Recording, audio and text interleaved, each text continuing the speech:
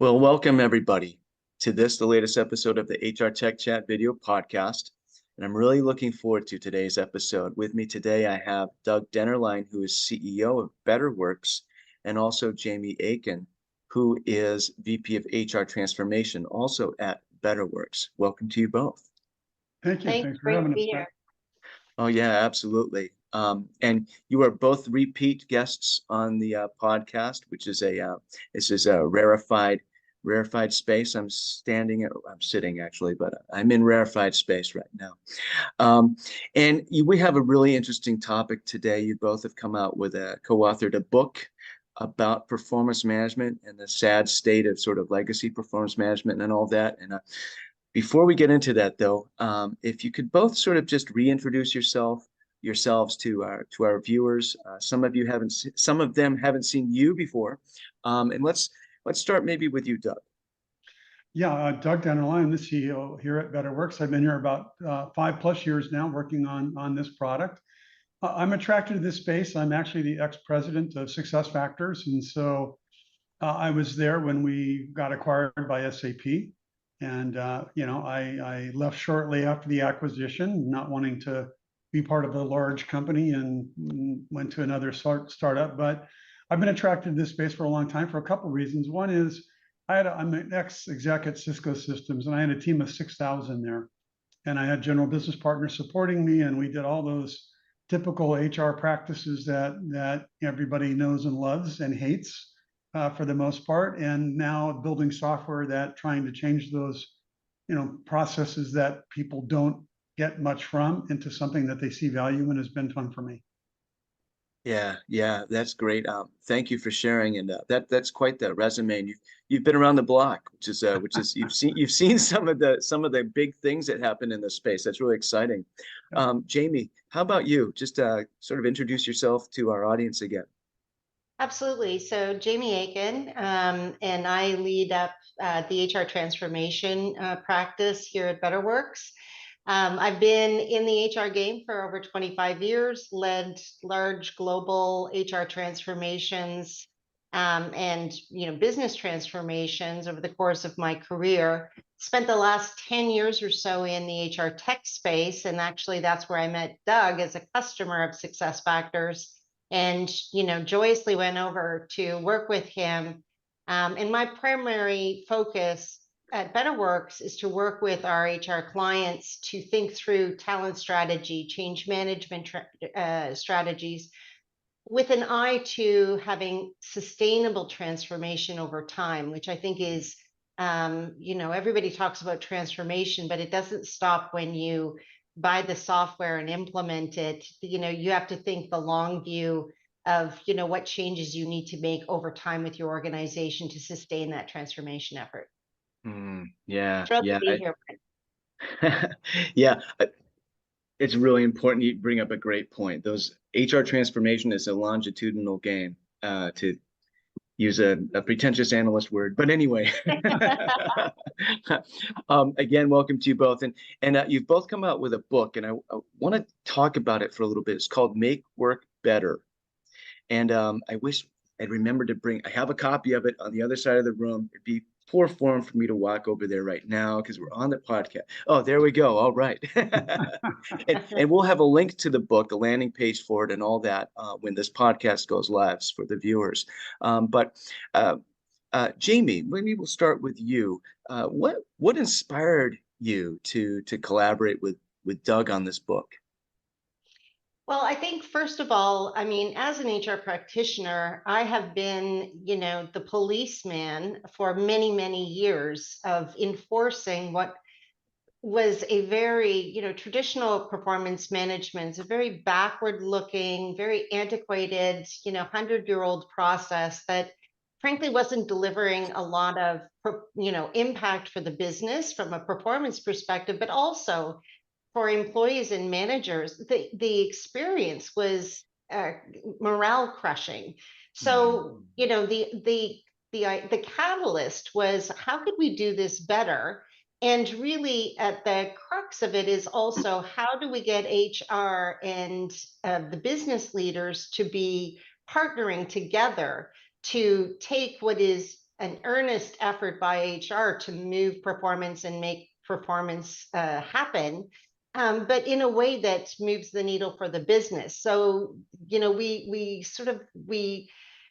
collaborated because we share a clear vision, but also different perspectives. Doug, much more from a business leadership perspective, and then me from an HR perspective. And when you join those two forces together, you really get an end result that both drives engagement for employees and managers, but also moves the needle from the business perspective. You know, and for me, Brent, it was more about, you know, now having led two companies in the HR space, especially now at Betterworks, and I see customers that are HR people that are brave enough to do something profound, which is take a risk and really change an old process to something new. And working with a CEO understands how important people are to their business when they pair up together and see the impact of that. Yeah. Yet 75 or 80% of large companies in the world have not done this change. And this book is about poking at them, saying, why are you doing something that is literally created 100 years ago by the US Army, made popular by Jack Welch at GE, when massive research shows that it doesn't change performance. People hate getting it. It's filled with bias. People hate getting it. I mean, it's a ridiculous thing, yet people still do it. So this book was aimed at helping people understand the value of making the change and giving them a bit of a roadmap on what happens when you do that and what's the profound impact it has on companies that are brave enough to make the change. Yeah, you both bring up great points. Just to parlay of something you just said, Doug, around, you know, it being, and Jamie, I recall our discussing this in the past in the previous episode. Yeah, this was developed by the U.S. military. And the workplace is not the military. Let's get that out of the way. Okay. You know, I mean, the military does, you know, they do a great job at what they do. But it's really interesting. We've all heard the term, you know, the beatings will continue until morale improves. It's a joke. But this really is the embodiment of that. And you know, I imagine that there are a lot of, see, this is such an important message because there are a lot of organizations probably don't realize that annual reviews don't really have no bearing, like they really don't affect performance at all. And what organization really doesn't want performance to improve? I mean, the purpose is not just to experience bad performance so they can just punish it. I mean, that's not the purpose of being an organization. You want the performance to improve. Yeah. And that's what really sticks out to me. It's sort of but we've been stuck in this rut of thinking for a long time, where it happens in a lot of areas where you just kind of get into a certain mode of thinking and you just keep doing the same thing because that's the way it's always been done, and expecting it to work because at some point way back in the beginning people thought that it would. Well, and Brent, if you think about it, the way that traditionally it's measured in terms of a success as a process is percentage of completion, right? As opposed to impact of, you know, what is it that you're trying to achieve? Well, it's not just 100% check the box. Yes, everybody's completed their performance review. And that traditionally is the way HR has measured if they were successful. And I think the pandemic in particular has accelerated that we need to have a completely different way of showing up for our employees. And therefore, we need to be thinking about different ways to get them engaged and focused than we did before. So if anything, it became even more of a catalyst than before, because we've been talking about making this change for a while in HR, but not a lot of bold have stood up to do it. You know, if you made an interesting point, Brent, because, you know, having been an executive at multiple companies, guess who doesn't bother with this process is the top leaders in the organization. Really don't put their direct reports through this, you know, and so they don't really experience how horrible of an experience they're having their people go through, and first line managers going through this process, and how terrible it is for both the manager and the employee, because they're not doing it with their own direct reports. That's a really good point. That's, because those are close relationships. And it's a great segue into something I want to talk about in a minute, but I want to go back. So first of all, Jamie, you mentioned, that sort of the key, I maybe call it a KPI for HR, is how many completions, right? I mean, talk about the ultimate sort of poster boy for calling yourself a cost center almost, right? It's HR, right? I mean, this is almost the epitome of that. I'm thinking about just an unrelated conversation I had recently with a company that does AI for AI-based stuff for like skills matching and that kind of thing. And when it comes to talent acquisition, uh, recruiting departments, they often sort of measure success on a higher volume of potential new hires, candidates coming into the system, right? But when you're applying AI to a better skills match, to achieve better skills matching, you may have fewer candidates coming into the system, but they're higher value. So it's just Yep. another example of this, a really as a profession in so many ways, so many areas of HCM, we need to truly rethink how we're measuring success. No question. And I think we candidly also have to build some business acumen or more business acumen around that. I worked with one colleague years ago in HR, and in every single HR meeting that we had, she would look at some point and say, and how is this helping the business? And it would always stop everybody in their tracks because we were deeply involved in the HR life cycle. So we were all just about running the machine and the processes. And her challenge to us was apt, which was, but why are we doing this if it's not actually to serve how we move forward for the business, right? Mhm. And I think, you can get in that mindset in HR very, very quickly. But building out that business acumen and understanding and having a much closer finger on the pulse of what the business needs as opposed to just running a cycle makes a huge difference in terms of being able to like throw out the old metrics, really examine the processes that you have in place and challenge yourself of, do we really need to be doing this? And if we do, how can we do it better so that we're aligned not only with the business needs, but also with the employee needs in terms of, career growth, development, et cetera. Yeah, I think a lot of this is going to be forcing their hand in today's world because, smart employees are going to want to understand how they're going to get developed. And I think a really good interview question these days is, how are you going to develop me? And if it's, we have this annual review process, run. I mean, millennials don't want to be talked to once a year. They want to be talked to every day about how they're performing. And so the processes of the past do not meet the needs of the workforce today. Yeah, you're absolutely right. Absolutely right. There's a real retention risk by not making this change, by not moving forward, getting 100%. in, yeah, moving into the future of performance management. And Jamie, you mentioned sort of the bidirectionality there. It's that it's the mutuality of the beneficiality, the mutuality of beneficiality, right? Where it's good for organizational leadership strategy for the business, and it's good for the employees. It's kind of interesting that a lot of things that end up with organizational success are good for all stakeholders within the organization. Yeah. Now going back to Doug, what you said though around like at the top levels of an organization, excuse me, their direct reports, let's say the VPs and the senior VPs, these types of people don't have to go through this kind of, annual performance review. And because there's so much more interaction almost on a daily basis between these people at sort of the top of the organization of the totem pole. And you have to wonder, leaving aside sort of the chicken and the egg question, is that because they performed to get to that level, or is part of it just because that's how it works better to work, right?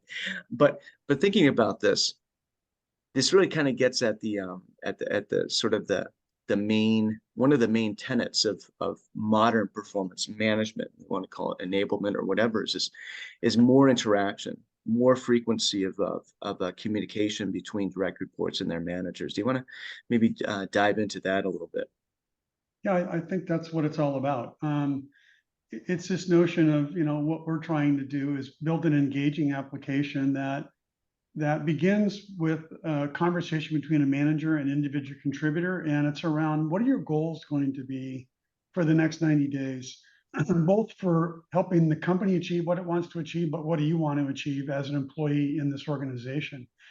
And it's being able to look up at the top company goals, and when good leadership needs to set those on an ongoing basis, because you no longer can do this annual goal setting thing, because the world moves much quicker than that. So maybe you need to pivot in the middle of a 90-day, period of time, to pivot, to be competitive, to do something different. So it begins with that conversation, and then it's, hey, let's check in on a regular basis on how are you doing against those goals? Are you achieving them? Are you hitting roadblocks? How can I help you achieve those goals? Let's build a couple of developmental goals for you so you can become who you want to be in this organization. And I'm invested in your success as your leader in getting you there. It's much more engaging. I mean, we see people that use our products and products like ours and other companies, tremendous increases in engagement scores and confidence in leadership and understanding strategy.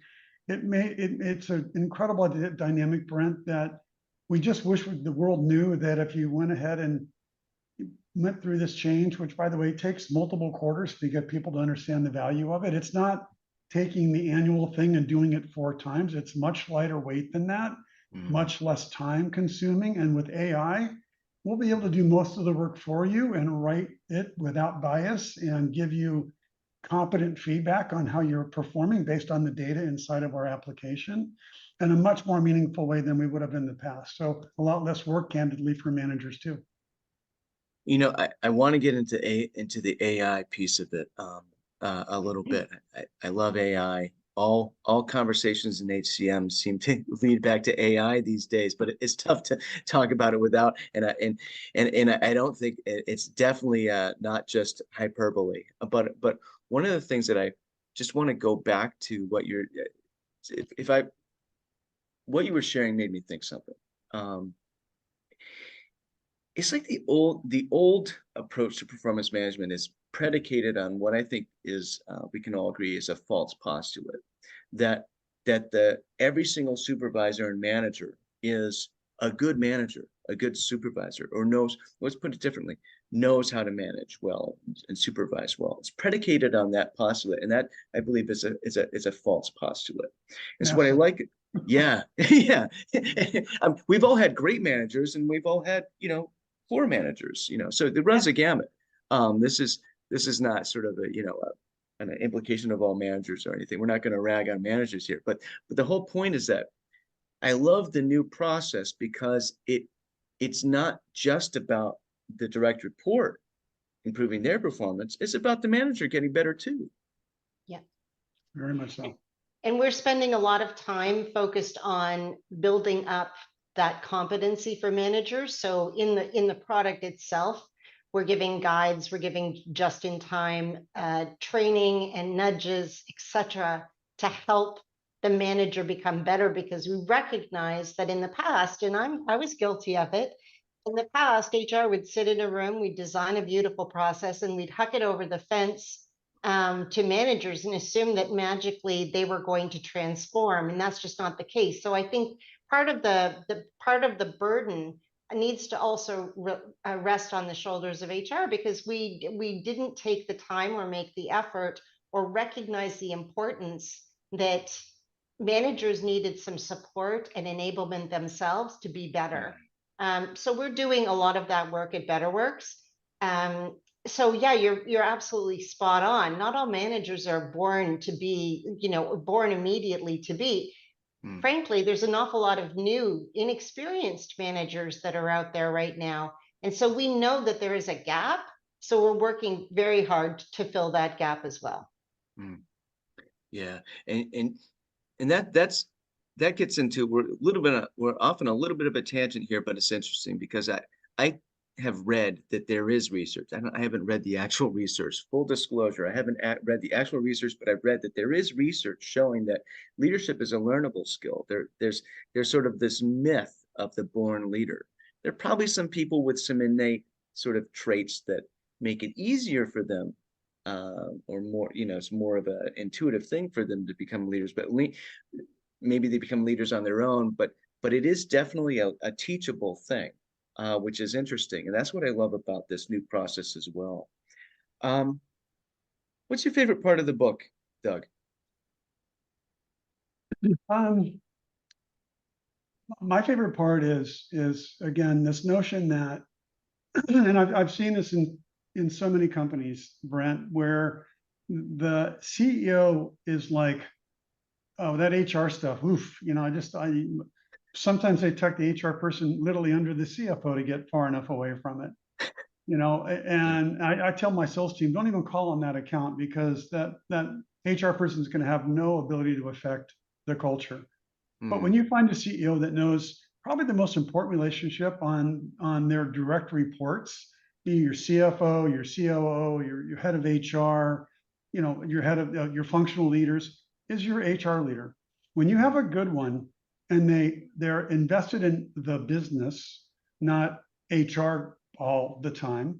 They understand where you're trying to go in 5 years, and they can hold a mirror up to the CEO and say, you know what, these two people on your team don't have the skills to get you where you need to go in 5 years. You need to make a change, and force them to think about that. Like, hey, maybe I really need to make that change, and I'm being blind from a personal relationship that I've developed with that person.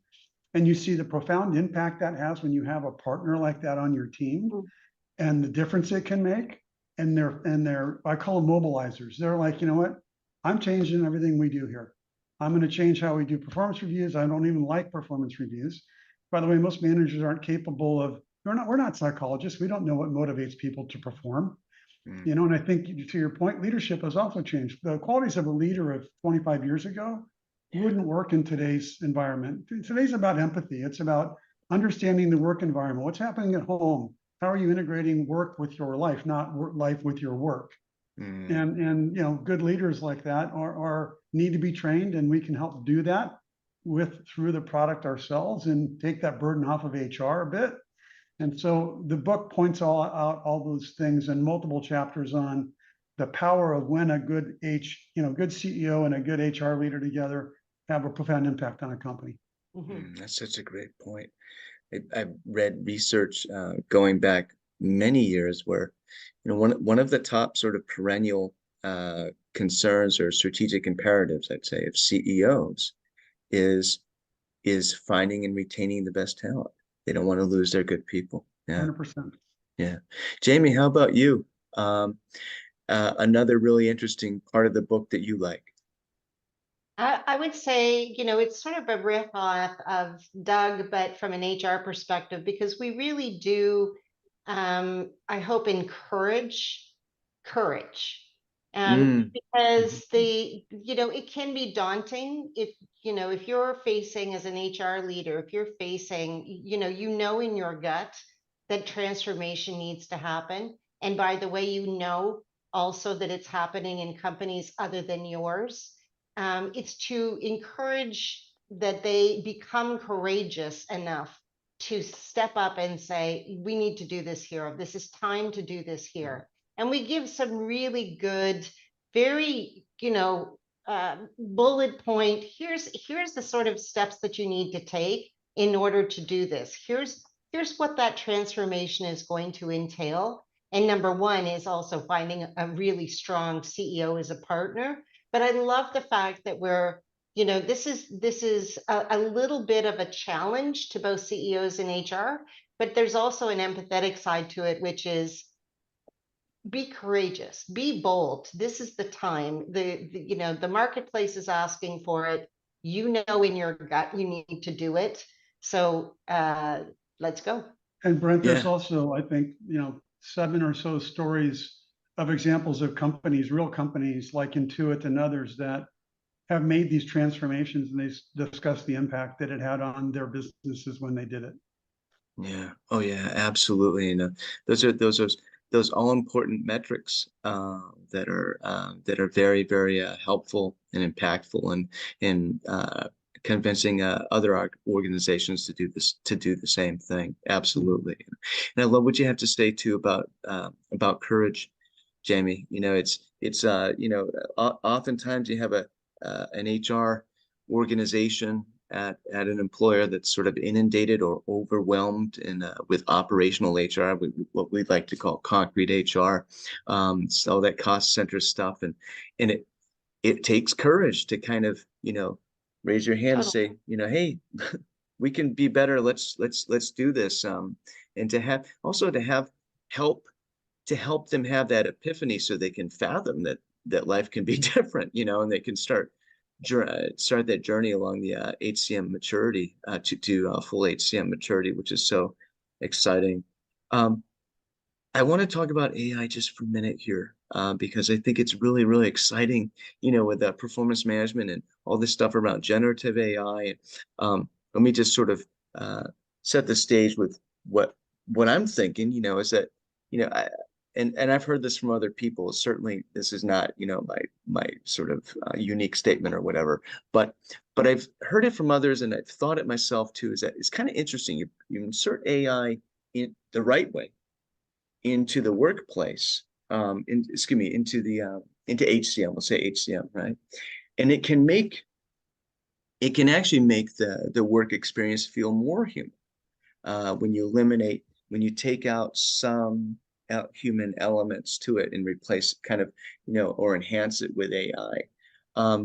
That's what I'm thinking might be happening here. I heard you talk about eliminating biases and this sort of stuff, Doug. I'd love to hear you thinking around that.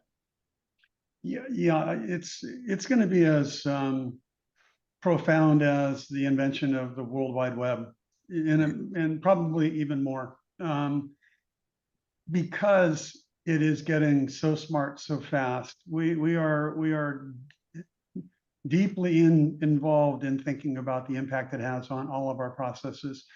It can, if you think about, probably one of the big deterrents of a manager in this process is, on average, they spend 5 weeks writing, getting right up to the end of this thing, writing performance reviews.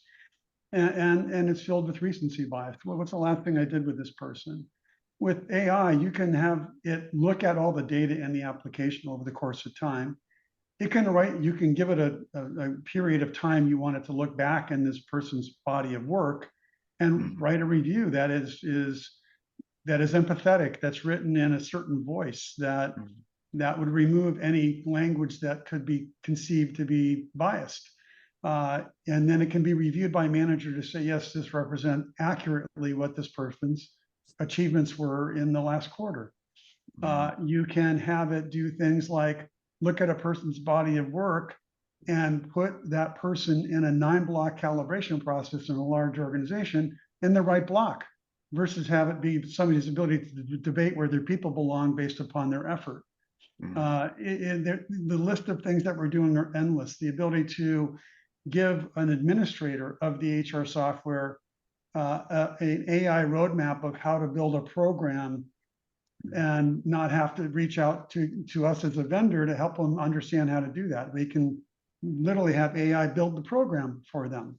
And so the list of things that this can do to make what HR does seen as an incredible value in an organization actually move the needle on enablement of people is going to be profound. And it's probably one of the, we're using it even to help us write the code, Brent. I mean, we use Copilot today. And so we've gotten the question, well, aren't a bunch of people going to lose their job? And the way I answer that is, well, I could have 10 less people, or I could do 10 times more work if I keep the people that I have. Yeah. Right. And the people that do the reduction are going to fall behind, because smart CEOs are going to keep the number of people they have, but operate at a much higher frequency of output. Oh, yeah. Oh, I love that. I love that. That's, and what? I'm just going to let what you said stand. I mean, this is, I was going to try to put a fine point on it, but I mean, that's just great. So fascinating. Just we really live in a very, very exciting times when it comes to HCM and the management of the employment of people, or the inspiration of the employment of people. You know, the leading of the employment of people, and performance management. It's, you know, if anything else, it really, the rubber is really meeting the road. If anywhere else in HCM, then it's definitely performance management. No, I'd make one more point that I think is important, because you touched on. I do think that enterprises around the world neglect first line management in probably the most serious way. They just don't put the investment in somebody that, you know, made somebody a new manager. I mean, when I was at Cisco and I would promote somebody, I'd call them back in 90 days and say, what are you doing differently today than you did 90 days ago? And they go, nothing. I said, well, then you're just being an individual contributor, not being a manager. You know, I mean, there's an art to managing. Well, with AI, we can also look at, when's the last time you reached out to this person? When did you have an interaction with them? We can send them a nudge saying, hey, you know what, you have a one-on-one coming up and you haven't had a conversation around these 3 topics that you should bring up in your next Right. one-on-one. We can lead the horse to water here in a very serious way, and helping, you know, build pedagogy into the process of education of managers in it using AI. Oh, that's and you know, it's also about, it's helping. That's helping HR be that that advisor, that mentor when it comes to the 100%. employee experience too. Yeah, yeah. This is I mean, think about yeah. it. Think about it. As opposed to HR, and I've seen this in a few different organizations, more than I would wish for, where HR at the end of a performance review process, their job is to run around and hound managers to complete their, you know, check off the box, right? Yeah. Make sure that the process is complete. What a switch we Yeah. can have with, you know, as opposed to that bureaucratic, administrative, heavy activity.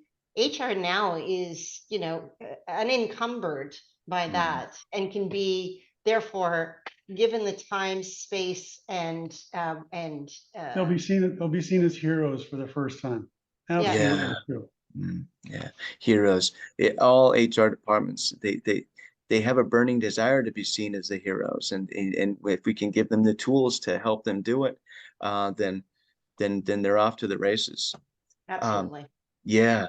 Oh wow, this has been a fantastic conversation. Thank you so much. I'm looking at the time. We're out of time, but it's always great speaking with you both.